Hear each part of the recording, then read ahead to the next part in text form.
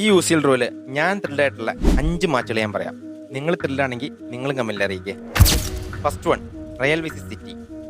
Most modern football rivalry എന്ന് എല്ലാവരും വിശേഷിപ്പിക്കുന്ന ഒരു മാച്ച്.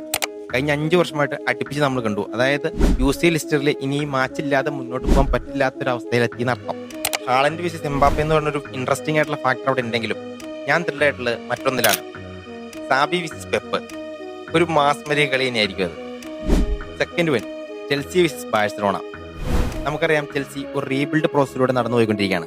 മാത്രമല്ല അവരുടെ ന്യൂ സൈനിങ്ങളൊക്കെ വെച്ച് ഒരു ബെറ്റർ സ്ക്വാഡിനെ ഉണ്ടാക്കിയെടുക്കാനും ബെറ്ററായിട്ട് പെർഫോം ചെയ്യാനും അവർക്ക് സാധിച്ചിട്ടുണ്ട്. ഇനി ബാഴ്സലോണ ആവട്ടെ, ഒരു ഗോൾഡൻ കിഡ്സ് എറയിലാണ് അവർ നിൽക്കുന്നത്.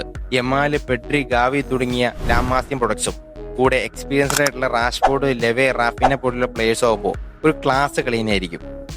2009 സെമി ഫൈനലിൽ നടന്ന നാടകീയതൊന്നും നമ്മളാരും മറന്നിട്ടുമില്ലല്ലോ. Third one, PSG വിസിസ് Bayern. ഇതിനെപ്പറ്റി പ്രത്യേകിച്ച് പറയേണ്ട ആവശ്യമില്ലല്ലോ. എന്നാലും ബുണ്ടസ്ലീഗ മൊത്തം കീഴടക്കിക്കൊണ്ടാണ് ഇപ്രാവശ്യം ബയൺ വരുന്നത്. എന്നാൽ PSG ആവട്ടെ ലീഗ് വണ്ണിൽ ഒരു മന്ദഗതിയായിട്ടുള്ള സ്റ്റാർട്ടിംഗ് ആണ് അവർക്ക്. ബട്ട് ഒരു ലേറ്റ് സ്റ്റാർട്ടൊന്നും അവർക്ക് പ്രശ്നമല്ല എന്നുള്ളത് അവർ കഴിഞ്ഞ സീസണിൽ തെളിയിച്ചിരുന്നു. എന്നാലും ഈ കളിയിലായിരിക്കും നമുക്ക് PSG കേപ്പബിലിറ്റീസ് മനസ്സിലാവുന്നത്. Fourth one, Liverpool വിസിസ് Real Madrid. എനിക്ക് തോന്നുന്നു ലിവർപൂളിന്റെ എല്ലാ ആരാധകരും കാത്തിരിക്കുന്നത് ഈ ഒരു മുഹൂർത്തത്തിന് വേണ്ടിയായിരിക്കും.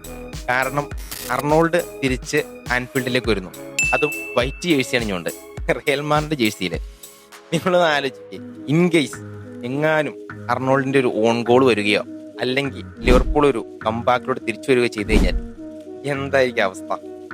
ഇനി fifth and last one, PSG versus Barcelona. Yamal versus Doue, Dembele versus Raphinha, Pedri versus Vitinha, Flick versus Enrique, അങ്ങനെ തുടങ്ങിയ ഒരു ക്ലാസ്സുകൾ നിറഞ്ഞ കളിയായിരിക്കും. ഇനി ഇത് ഹോസ്റ്റ് ചെയ്യാൻ പോണത് ബാഴ്സലോണ ആയതുകൊണ്ട് തന്നെ അത് അവർക്കൊരു പ്ലസ് പോയിന്റ് ആവാനാണ് ചാൻസ്. സോ അതുകൊണ്ടൊക്കെ ഈ 5 മാച്ചാണ് എനിക്ക് ത്രില്ലായിട്ടുള്ളത്. ഇനി UCL പുതിയ ഫോർമാറ്റിലായതുകൊണ്ട് തന്നെ ഇങ്ങനെ കുറെ പ്രയോജനങ്ങൾ നമുക്ക് കിട്ടിയിട്ടുണ്ട്. ഇനിയും പുതിയ UCL ഫോർമാറ്റ് എന്താണെന്ന് മനസ്സിലാവാത്തവരുണ്ടെങ്കിൽ താഴെ കമന്റിൽ അറിയിക്കുക.